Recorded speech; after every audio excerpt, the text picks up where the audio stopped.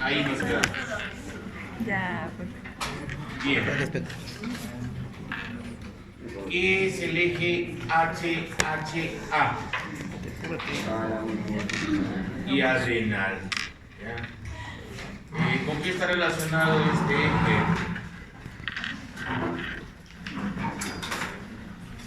¿Con qué está relacionado el HHA?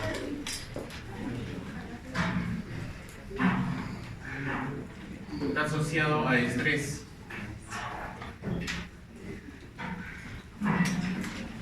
Cuando tienen hambre, ¿se produce estrés o no? Cuando están deshidratados, ¿se produce estrés? sí.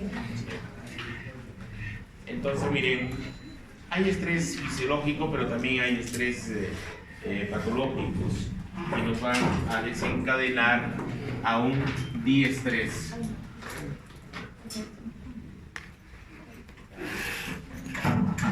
De tal manera, en el diestrés podemos tener cualquier tipo de enfermedad. ¿Por qué razón?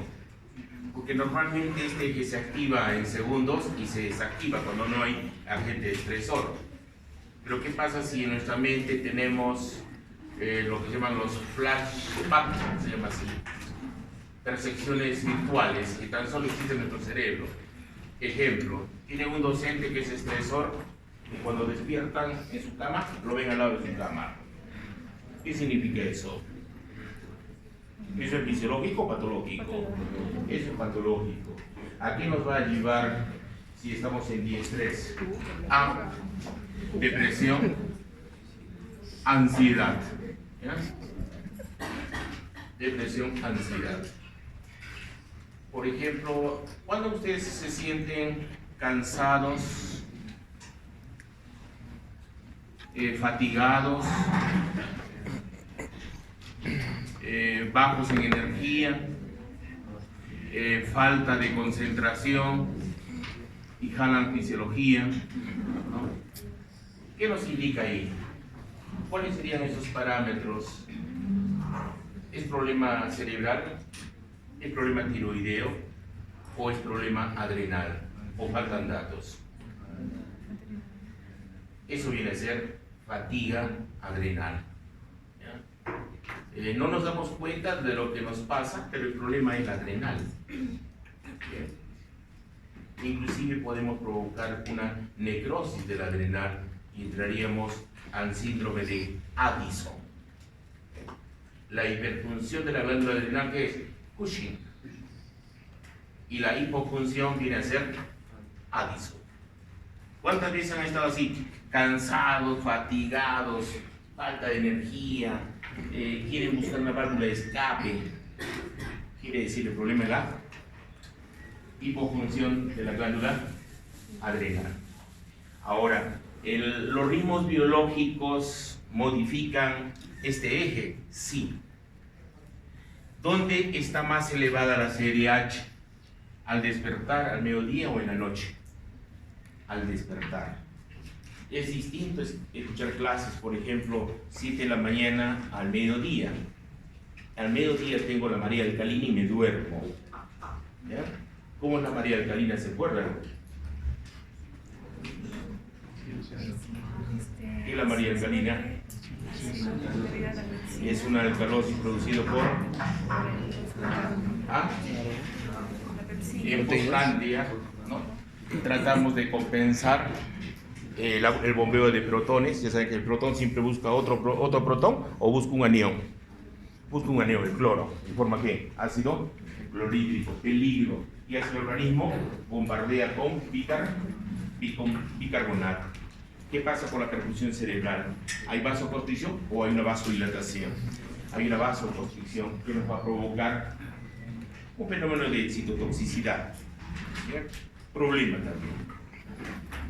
Entonces, en la mañana, a las 6 de la mañana, hay el pico de CRH y por ende de ACTH. ¿Y cómo responde esta glándula? Produciendo cortisol, ¿no? Y produciendo adrenalina. ¿Por qué la llamaron adrenal?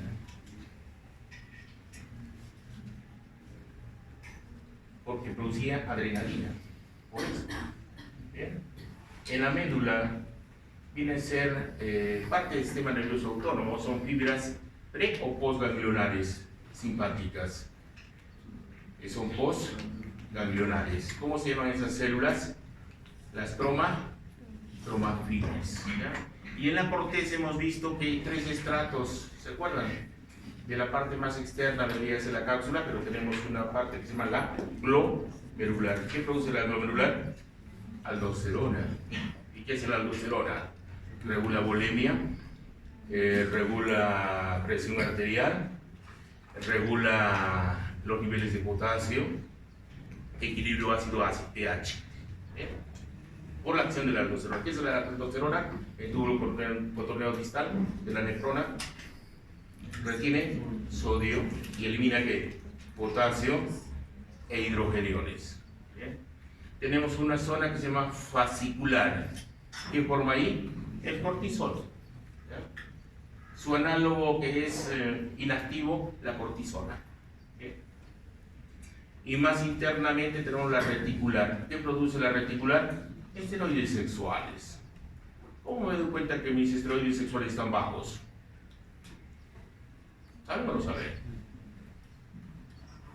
¿De qué depende mi función reproductiva?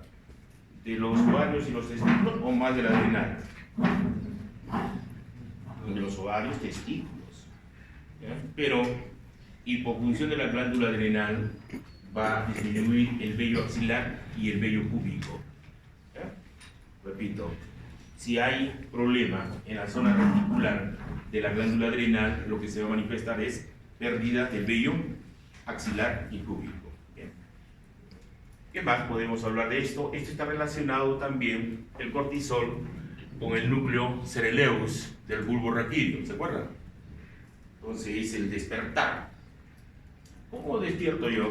Tengo que liberar noradrenalina, tengo que liberar la 5-HT. ¿Qué es la 5-HT? La serotonina, y liberar la acetilcolina. Y cuando duermo, ¿qué pasa con ese? Se desactiva y baja todo. Eso lo van a ver en sueño. ¿Bien? Ahora, tengo un estrés que puede ser físico. Si hago poco ejercicio, me estreso. Si hago mucho ejercicio, me estreso. Entonces, hay términos medios. ¿Ya?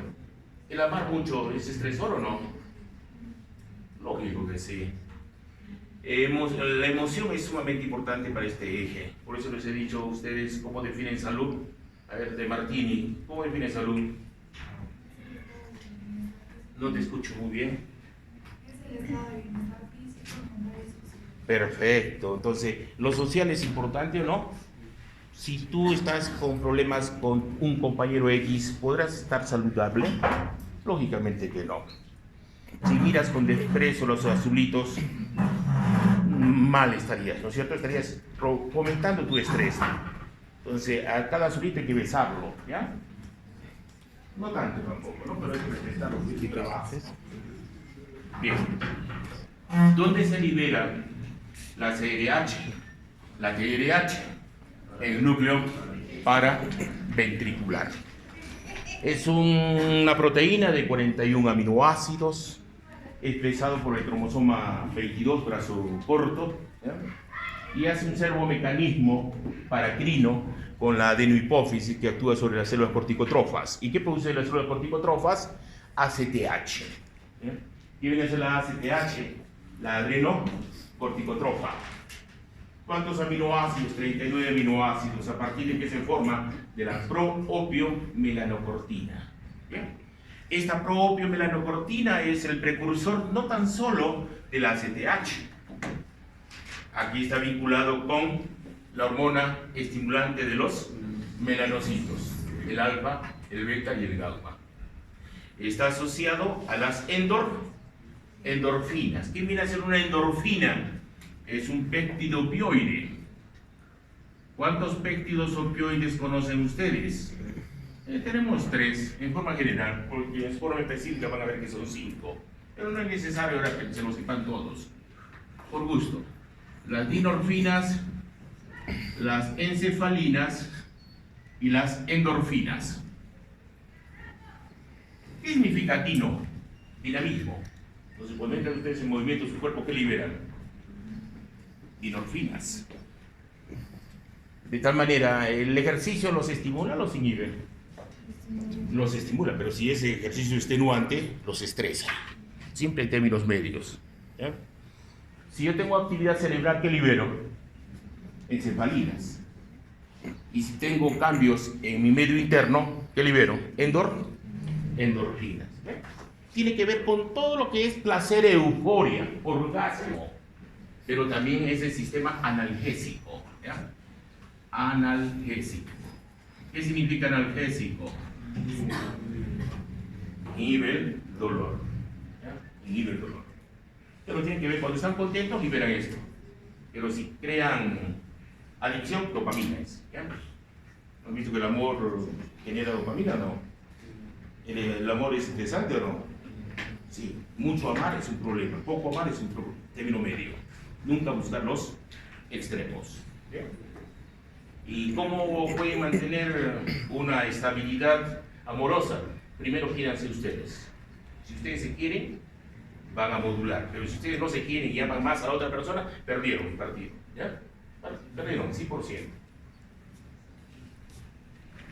Mecanismo de la ACTH. Entonces, ¿dónde se van a encontrar los receptores de la ACTH, señores? En la glándula adrenal. ¿Bien? Entonces, si yo voy a estimular cortisol, ¿qué células voy a estimular? ¿Células del estrato glomerular, fascicular o reticular? Reticulares, esteroides sexuales. Si estoy hablando de cortisol, señor. Glomérulo es aldosterona. La fascicular. ¿Ya? Entonces, en la fascicular, yo tengo unos receptores, aunque los voy a tener en los tres estratos. Pero más tengo, ¿dónde tengo más desarrollado? ¿O qué estrato está más desarrollado en la glándula adrenal humana? ¿La glomerular, la fascicular o la reticular? Vean ustedes que el estrato más desarrollado, miren. Ahí está. ¿Cuál es el más desarrollado? Este es el fascicular. ¿Bien? ¿Puede responder la glomerular? Sí responde, pero secundariamente, porque más va a responder a hipotensión, a baja de volemia, a hiponatremia, a hipercalemia y acidosis. Ahí responde más rápido, pero puede responder a ACTH. ¿Bien? Regresamos aquí. Entonces, si está asociado a una proteína, a una alinilato ciclasa, el segundo mensajero es el AMP cíclico, y recuerden que el 90% del colesterol que lo utiliza para formar esteroides viene de la dieta alimenticia. ¿Quién lleva ese colesterol? El LDL colesterol. Se va a esterificar, ¿no?, el colesterol en unas gotitas para posteriormente utilizar a nivel mitocondrial. Existe un limitante acá, esta proteína que se llama proteína reguladora aguda de la esteroidogénesis, ¿ya?, que permite que ingrese el colesterol a la mitocondria y se forma la pregnenolona.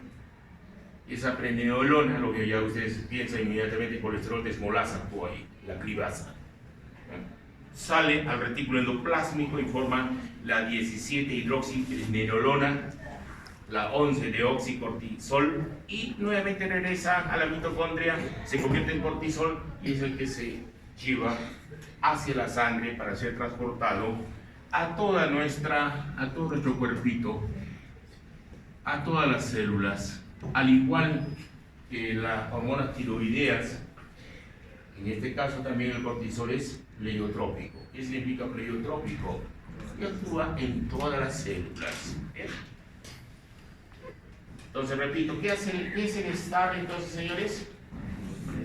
Es una proteína reguladora aguda de la esteroidogénesis y es básica para que pueda yo sintetizar cortisol. ¿Bien?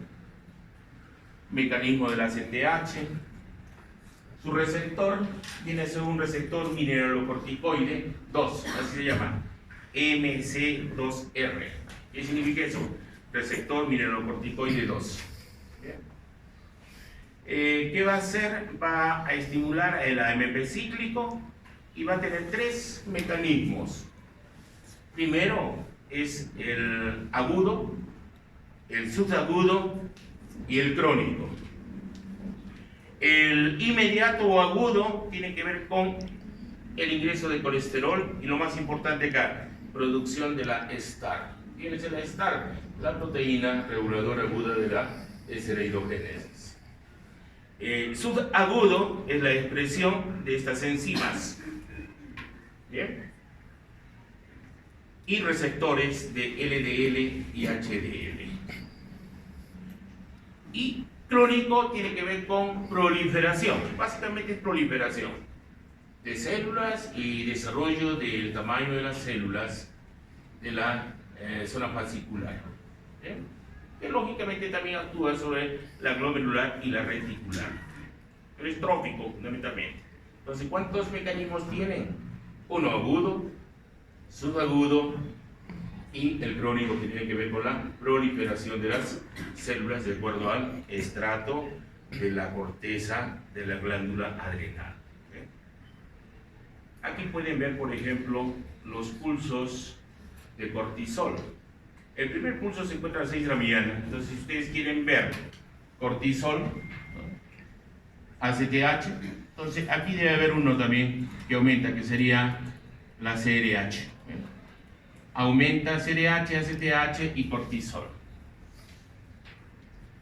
Posteriormente tenemos, miren, estos pulsos que ven aquí, irregulares, se deben a privación de alimento. Si no consumo alimento, ¿entra estrés o no? Lógico. Si no, vean ustedes cuando vienen a clases y tomar desayuno. Entonces, 9 de la mañana ya comienzan a formar cuerpos cetónicos, el acetato, el hidroxibutirato y la acetona, y comienzan a mirarlo al docente de cólera. ¿Por qué no le viene un infarto y se va? Porque pues, es una manifestación del humano, está estresado. Entonces, el alumno yo lo veo medio midriático, no lo veo a los ojos, me gusta mirarlo.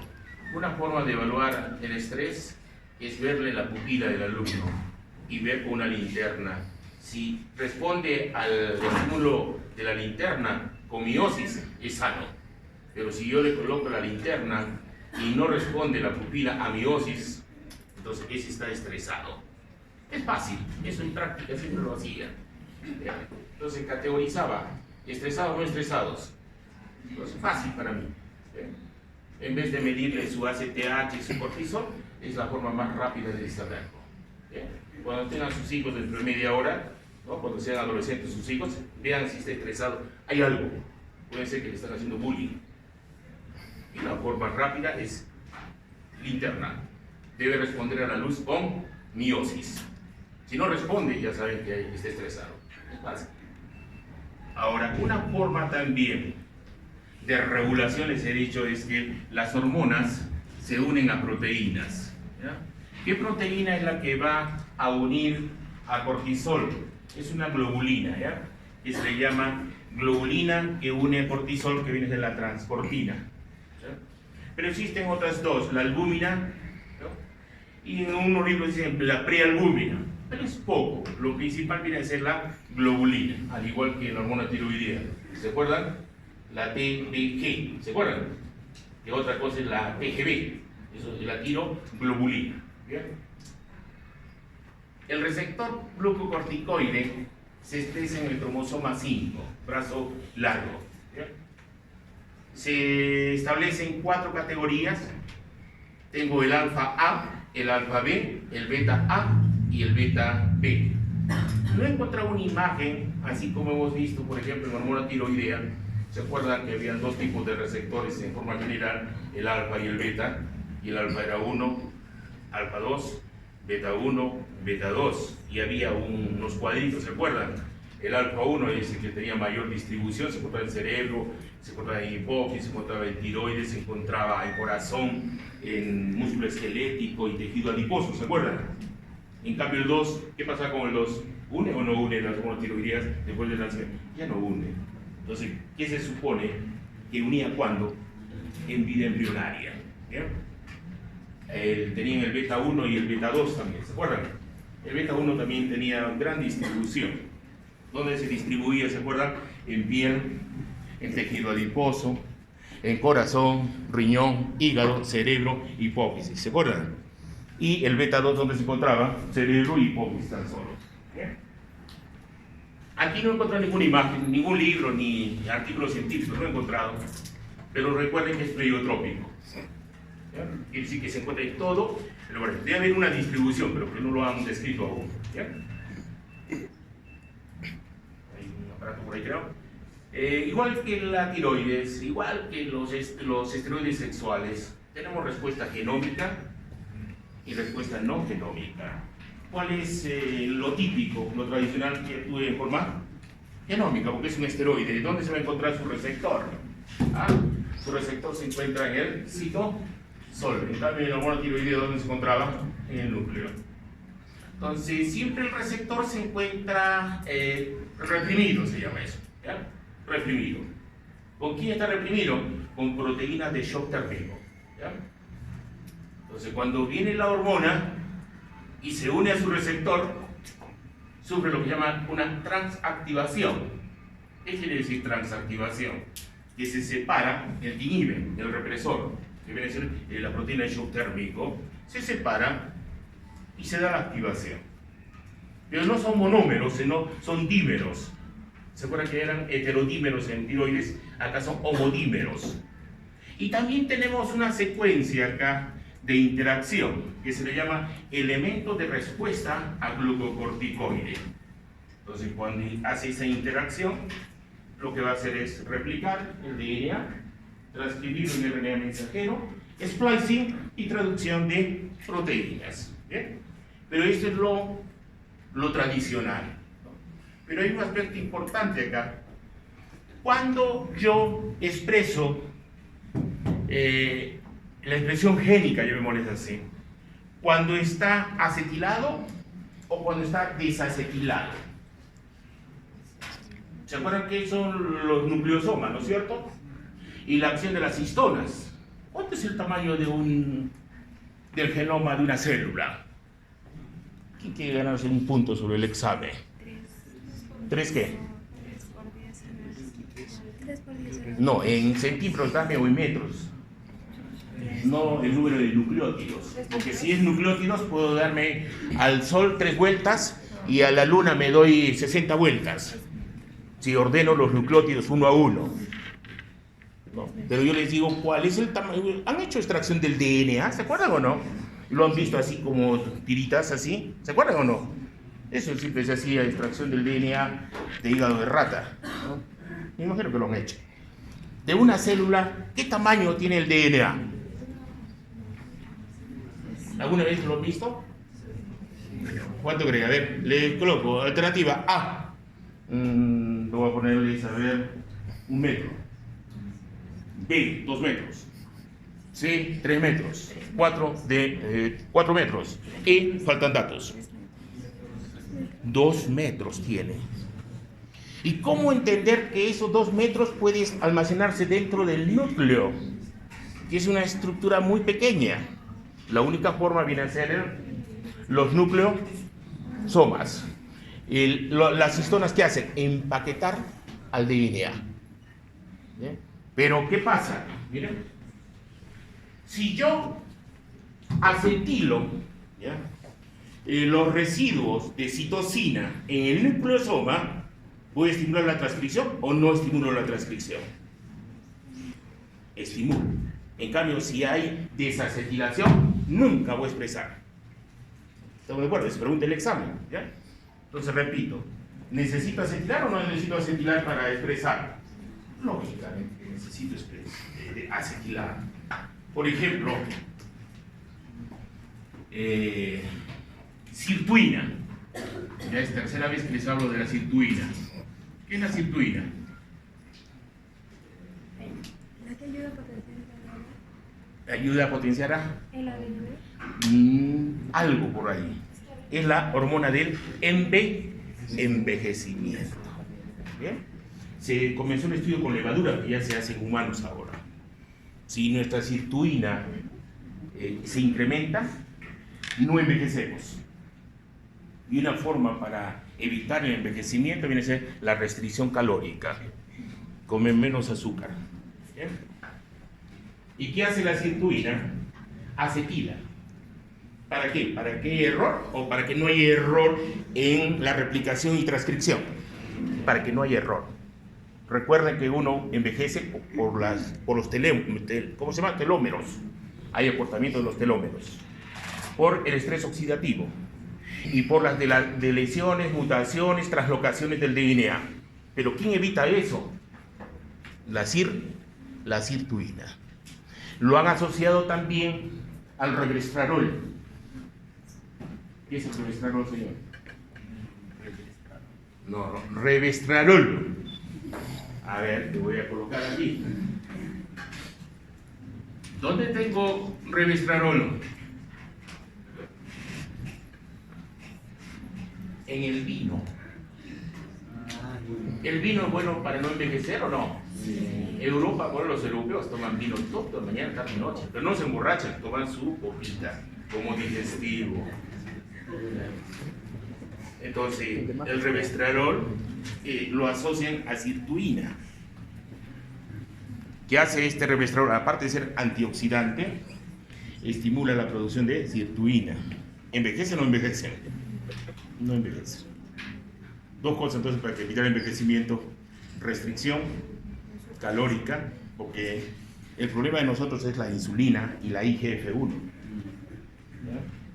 ¿Por qué? Ya van a entrar ya páncreas la próxima semana y van a ver cosas maravillosas sobre insulina, y van a ver que está asociado a mitogénesis.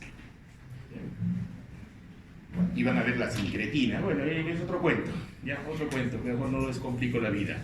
Entonces, genómico, ¿qué significa genómico? Que el elemento de respuesta del cortisol, ¿dónde se encuentra? En el DNA. ¿Qué estructura debo formar para expresar el elemento de respuesta al cortisol? Homodímeros. ¿Cómo están los receptores? Siempre están asociados ¿a qué? A proteínas de shock térmico. Están inactivos, están reprimidos. Pero cuando se une a su receptor, se activan. Forman homodímeros y expresan el gen que deberían expresar. Ese es un mecanismo. Pero tengo el no genómico, ¿no? No les he puesto. Pero bueno, se los explico. ¿El cortisol está asociado a la conducta? ¿Sí o no? Sí. ¿Y yo puedo cambiar de conducta de un momento a otro o no? En fracción de segundos. De empatía me vuelvo antipático. ¿Puedo o no puedo? ¿Será genómico o no será no genómico? Es no genómico, porque estoy modulando canales.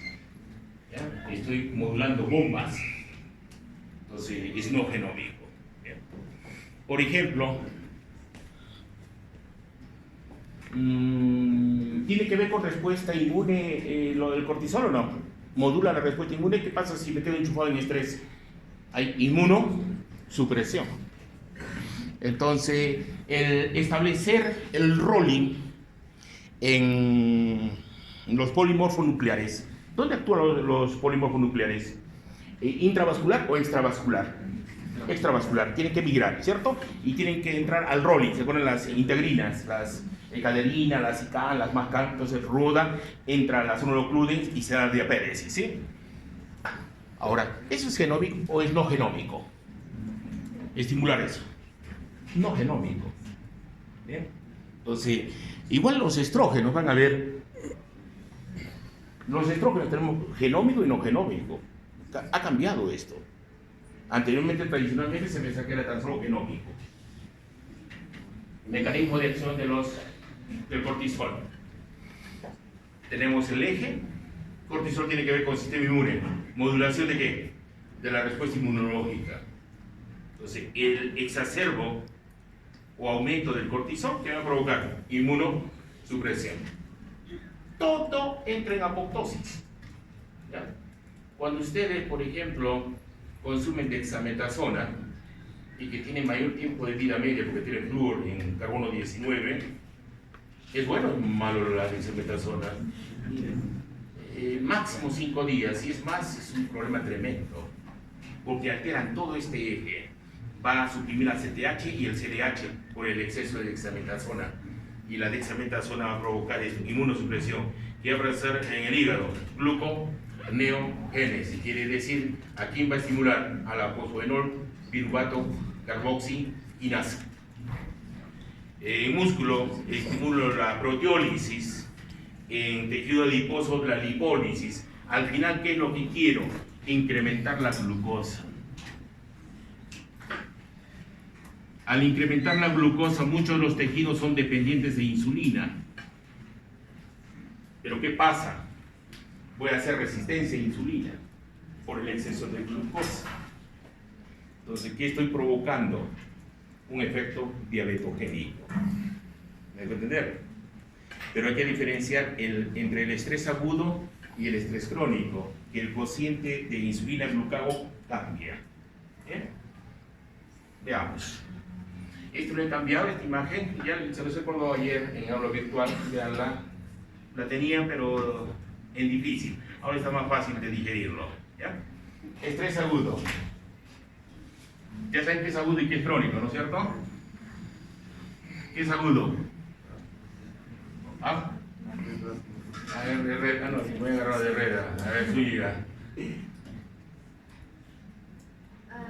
es reciente? ¿Qué es agudo? Que es actual, en este momento. Crónico, que es recidivante, que va en el tiempo que tengo. ¿Bien? Entonces, miren, agudo, cuando hay ayuno. ¿Bien?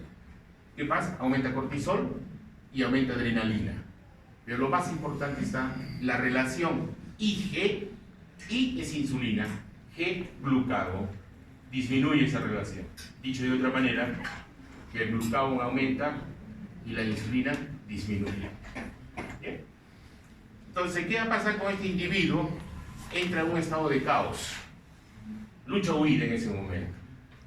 Y para defender de ese caos, lo que le interesa a ese individuo es aumentar ¿qué? Los niveles de glucosa. ¿Bien? Entonces, recuerden que el glucagón es catabólico y la insulina es anabólico. ¿Qué viene a ser anabólico? Síntesis, catabólico, degradación. Entonces, voy a estimular, miren, voy a estimular proteólisis, ¿para qué? Para producir aminoácidos. ¿Ya? Va a ser un mal negocio, porque voy a degradar mi músculo esquelético, mi piel, ¿ya? Para obtener aminoácidos. Voy a degradar mi grasa a ácidos grasos. Y tengo sustratos ¿para qué? Para producir la gluconeogénesis. ¿Qué viene a ser la gluconeogénesis? Formación de glucosa a partir de sustratos no glucídicos. ¿Bien? Aparte, yo tengo en músculo y en hígado almacenado un recurso energético que viene a ser el glucógeno. ¿A quién activo? ¿A la glucógeno fosforilasa o a la glucógeno sintasa? Si quiero hacer lisis del glucógeno, la fosforilasa. Y al final, ¿qué voy a tener? Voy a tener glucosa. Pues estoy creando un caos en mi organismo. Por eso se llama glucocorticoide, porque está aumentando los azúcares. ¿Bien? Y lo más curioso está aquí, de que como mi insulina ha bajado, y yo para el músculo, para el tejido adiposo, necesito insulina para poder captar glucosa. ¿La voy a poder captar o no? No. Y mis niveles de glucosa van a seguir en incremento. Ahora, ¿qué es lo que pasa cuando yo tengo estrés crónico? Ya no es apetito, es apeto. Quiere decir, incorporo más recurso energético. ¿Han visto cómo es el síndrome de Cushing? ¿Delgado o es aumenta de peso corporal? Aumenta de peso corporal. Lo característico es la jiba de búfalo, en la espalda, una grasa. Entonces, ¿qué va a pasar aquí? Aumenta cortisol, cierto, pero la relación insulina cambia. La insulina aumenta y baja el glucagón. ¿La insulina es anabólico o catabólico? Anabólico. Va a sintetizar glucógeno, va a sintetizar lípidos, pero también debería sintetizar proteínas, pero no ocurre eso. ¿Ya? va a haber una proteólisis. Como un denominador es esto. Proteólisis, proteólisis. Eso es lo único que no actúa la insulina. Pero lo otro sí. Vean aquí, glucogénesis, lipogénesis. ¿Ven? Pero no proteogénesis, porque se ocurre lo contrario. ¿Cómo es el Cushing? ¿Tiene desarrollo de masa muscular o disminuye su masa muscular? Sus venitas son delgaditas, su piel es adelgazada, con arrugas, con estrías, con mala cicatrización. Eso es Cushing. ¿Bien? Pero lo más característico está acá. Siempre uno se asocia estrés, aumento de cortisol y aumento de adrenalina. ¿Qué estamos viendo en el crónico? ¿Hay aumento de adrenalina o no? No hay aumento de adrenalina. De tal manera que ese individuo, ¿cómo serán sus reacciones? ¿Rápidas o lentas? Lentas. ¿Bien? ¿Tendrá buena capacidad de concentrarse o mala? Mala. ¿Tendrá tendencia a depresión? Sí. ¿Bien? En cambio aquí en el estrés agudo, sí había aumento de cortisol y aumento de adrenalina. En los libros es el problema de fisiología, no nos diferencian a qué estrés se está refiriendo, si es al agudo o es al crónico. Y hay dos entidades distintas entre el agudo y el crónico, y ahí se los estoy evidenciando. Frecuentemente se refieren al estrés crónico, pero me hablan de adrenalina acá, y no da adrenalina ahí, sino en el agudo, si no revisen la literatura. Entonces, de aquí van a tener dos preguntas del examen. ¿Bien? Entonces, ¿qué es el estrés agudo, señores? Aumenta cortisol y aumenta adrenalina. ¿Ya? ¿Es en estado de ayuno o de posalimentación? Estado de ayuno. Periodos de interdigestivos largos, no ingesta de alimentos. Segundo, ¿aumenta insulina o aumenta glucagón? ¿Glucagón es catabólico o anabólico? Es catabólico. Al ser catabólico, estimulo la fosfenol piruvato carboxinasa. Quiere decir, voy a utilizar sustratos no glucídicos para incrementar la glucosa. ¿Bien? ¿Tengo resistencia a insulina o no tengo resistencia a insulina ahí? Tengo resistencia porque no puedo captar glucosa. Pero si me voy al crónico, cambia la situación. ¿Cómo va la relación insulina-glucagón? Aumenta. Quiere decir que la insulina se incrementa con respecto al glucagón. Entonces va a ser anabólico. Puede ser anabolismo de lípidos, anabolismo de azúcares, pero de proteínas no. Siempre hay proteólisis en ambos casos. Y lo más característico, ¿hay aumento de adrenalina o hay disminución? Disminución. Vamos. Acciones del cortisol. Esto lo van a ver en prácticas. Les voy a explicarles. A nivel endocrino, disminuye la función reproductiva. ¿Qué va a pasar a nivel reproductivo? Mi LH, mi FSH baja. Si baja la LH y FSH, ¿será fértil o infértil? Infértil. Igual en el caso de la tiroides.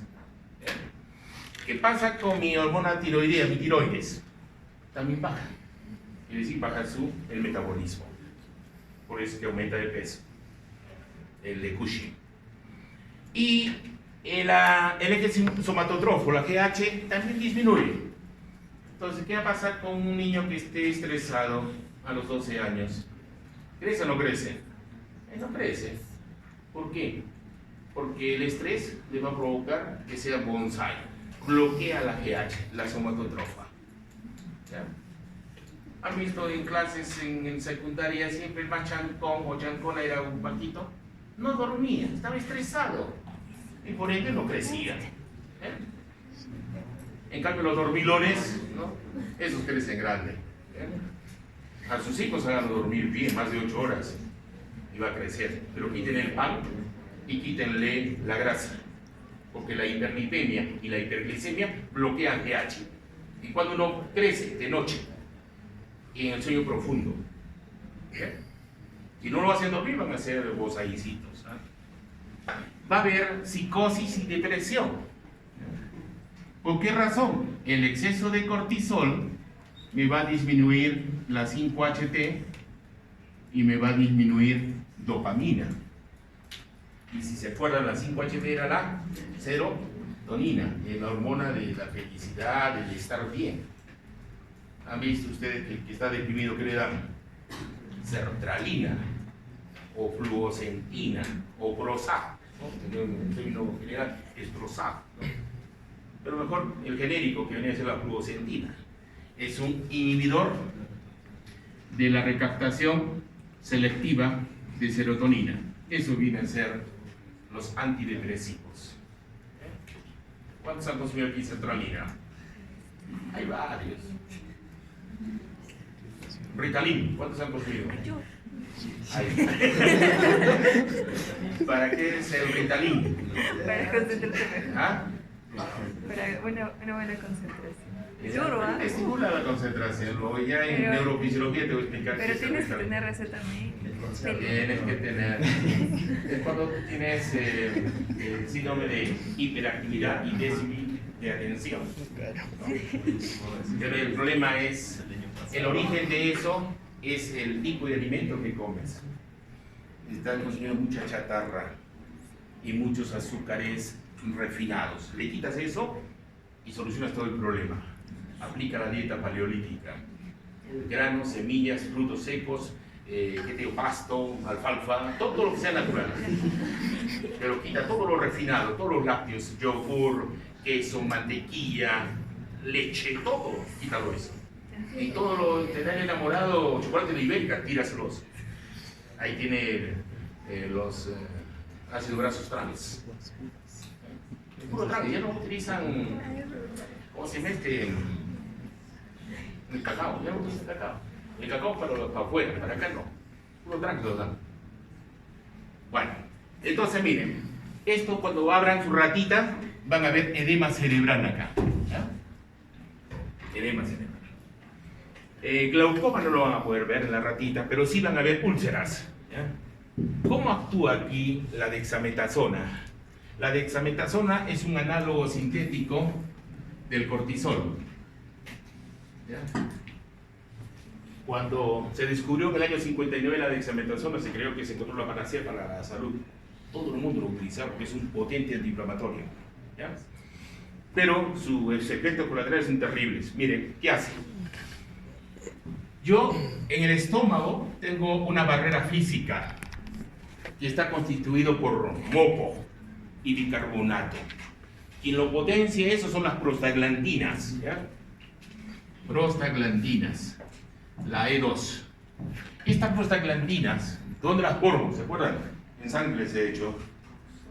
Se forman de los fosfolípidos de la membrana que dan ácido araquidónico. ¿Se acuerdan? Entonces yo tengo aquí fosfolípidos en la membrana celular y por acción de la fosfolipasa A2 formo ácido araquidónico. Por acción de la fosfolipasa C me da diacilglicerol y este de acá y me da IP3, inositol trifosfato. Tengo ácido araquidónico. Ese ácido araquidónico tengo dos vías, ¿se acuerdan de la ciclooxigenasa? ¿Se acuerdan? Y de la lipooxigenasa. Por la COX, ¿cuántas COX tengo? ¿Se acuerdan o no? Tres. ¿Cuál es la fisiológica? La 1. ¿Aló? Sí. 9 de la mañana tenemos. ¿Se acuerdan los AINES? ¿Dónde actuaban? Actuaban sobre las COX 1 y 2 y 3. Pero en cambio la dexametasona y el cortisol actúa aquí, en la fosfolipasa A2, nivel superior.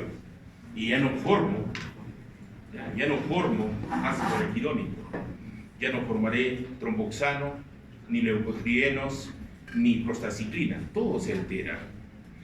Y al no haber prostaglandinas, que deberían formarse aquí las prostaglandinas, podré formar esta barrera física en el estómago. Ya no formo esa barrera física. ¿Y qué va a pasar con el bombeo de protones que se une al cloro, ¿va a dañar el epitelio o no va a dañar el epitelio? Sí, va a producir úlceras sangrantes. ¿Ya? Y eso lo van a ver en la rata. La rata que le han dado dexametasona y debe estar teniendo heces con sangre por úlceras. ¿Bien? ¿Ya están haciendo eso o no? Bueno, les explicarán ya que hagan. Tienen una semana, 4 días sin que tratarlas por vía peritoneal. Bueno, ¿qué pasa a nivel cardiovascular?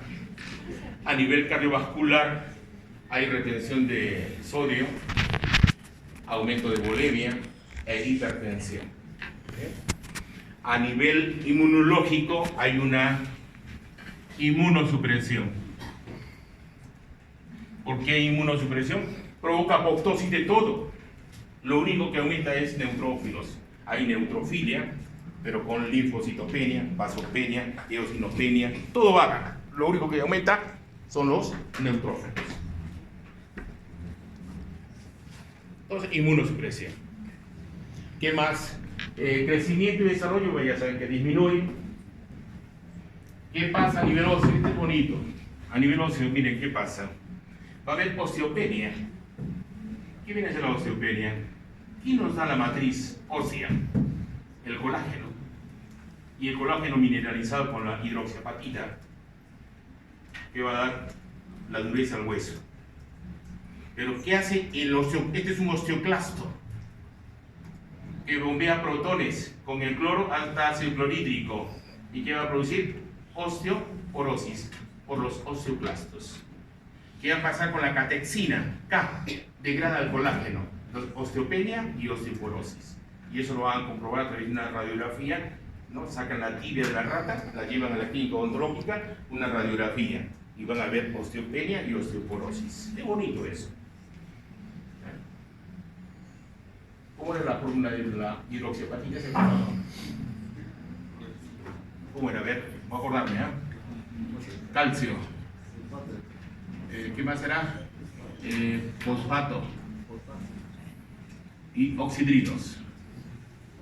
Calcio 10, 6, 2. Si no me equivoco. Esa es la matriz ósea y la matriz de los dientes. Se llama la hidroxiapatita. Entonces tiene calcio 10, fosfato 6 e hidroxilos o oxidrilos 2. Esa es la hidroxiapatita. ¿Qué más pasa aquí? ¿Qué más? A ver. Y la alteración en el metabolismo. Todo se altera. ¿Han visto? Metabolismo de proteínas, proteólisis. Metabolismo de azúcares, depende si es agudo o crónico. Si es agudo, glucogenólisis. Si es crónico, glucogénesis. Y en los lípidos, el estrés agudo que provoca lipólisis o lipogénesis. Lipólisis. Y en cambio, en el crónico, lipogénesis. En el crónico. ¿Ya? En el agudo es, perdón, en el agudo debería ser lipolítico. Y en el crónico, lipogénico. Estoy hablando al revés. El problema es memoria online, ¿no? Preguntas hasta ahí. ¿Está fácil, difícil? Está fácil, ¿no? Vamos. ¿Cómo puedo evaluar mi eje adrenal? Ya les he dicho, hay una forma de ver la midriasis. ¿Ya? Y eso es rápido. Pero la forma clínica es a través de la supresión. ¿Ya? Supresión de la dexametasona. Entonces, ¿qué es lo que se hace? Se administra dexametasona en bajas dosis, que puede ser 1 miligramo, o elevadas dosis, 8 o 4 miligramos. ¿Ya? ¿Qué se hace? En la noche, antes que se vaya a dormir el paciente, le doy una pastilla.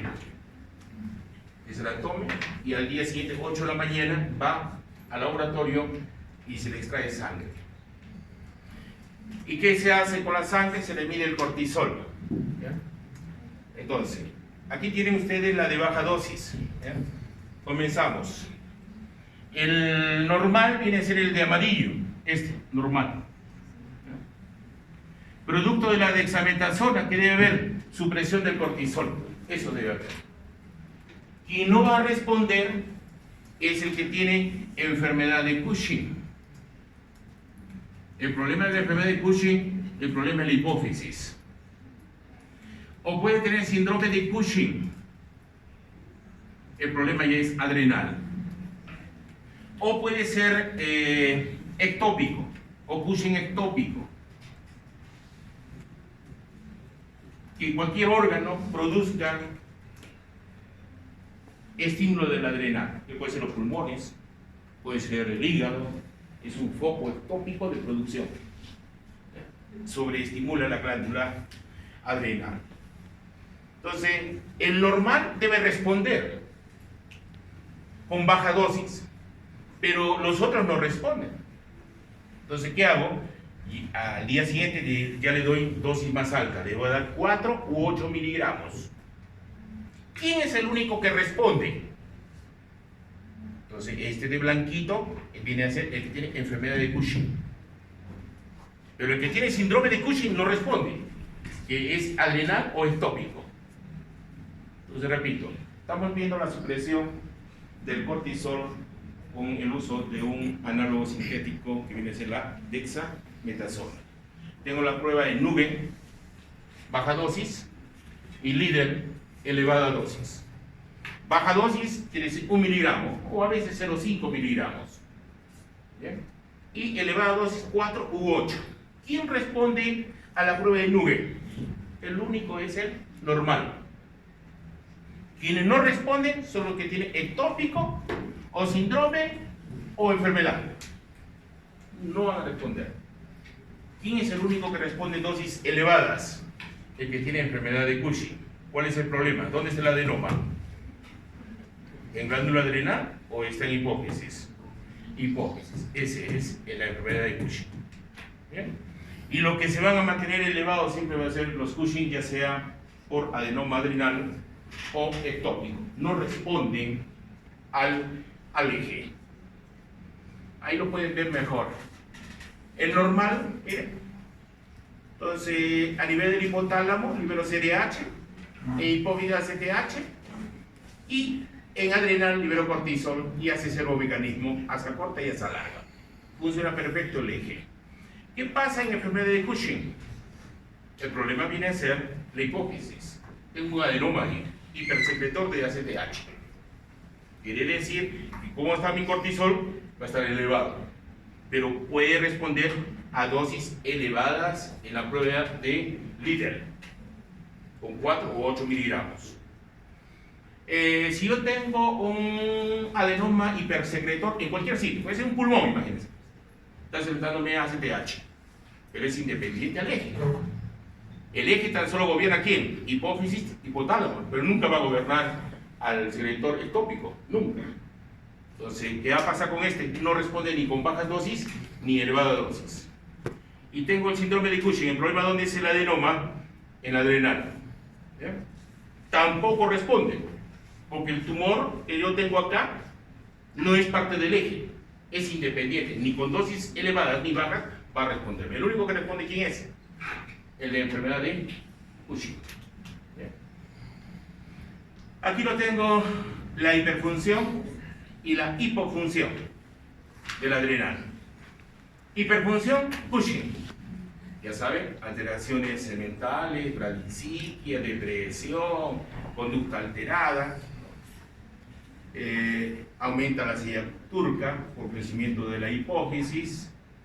La cara de luna llena, osteoporosis, cardiomegalia, la jiba de búfalo en la espalda, obesidad centrípeta, hiperplasia adrenal. La piel, característica, es piel delgada, con arrugas, con estrías, con mala cicatrización de las heridas. Amenorreas, bueno, va a haber impotencia, debilidad muscular, los músculos son muy delgados, porque recuerden que hubo ¿qué? Proteólisis. ¿Qué pasa con la piel? ¿Qué pasa con el colágeno? También proteólisis, por eso es delgadita. Esto es importante, hay púrpura trombocitopénica, hay petequias, bueno, esto es mala cicatrización. En cambio el de Addison Es todo lo contrario. Hay fatiga, cansancio, debilidad, anorexia, este aumento de peso, su peso es disminuido, hipotensión postural, se desmaya, síntomas gastrointestinales, náuseas, vómito, dolor abdominal, puede cruzar con constipación o diarrea, mialgias, artralgias, disminución de la libido, es también infertilidad, baja de peso, y tiene dos cosas aquí, como está alterado su propio melanocortina, o hay vitíligo o hay hiperpigmentación, pero por zonas, ¿ya? No es total. Bien, hay hipotensión, esta es hipertensión, esta es hipotensión, y esto va a haber una hipofunción también de la zona reticular, disminuye el vello púbico y el vello axilar. Bien. ¿Qué es eso? ¿Está penado? Bueno, hasta ahí. ¿Alguna pregunta o alguna duda que tuvieran? ¿Está fácil o está difícil? Saquen un papelito.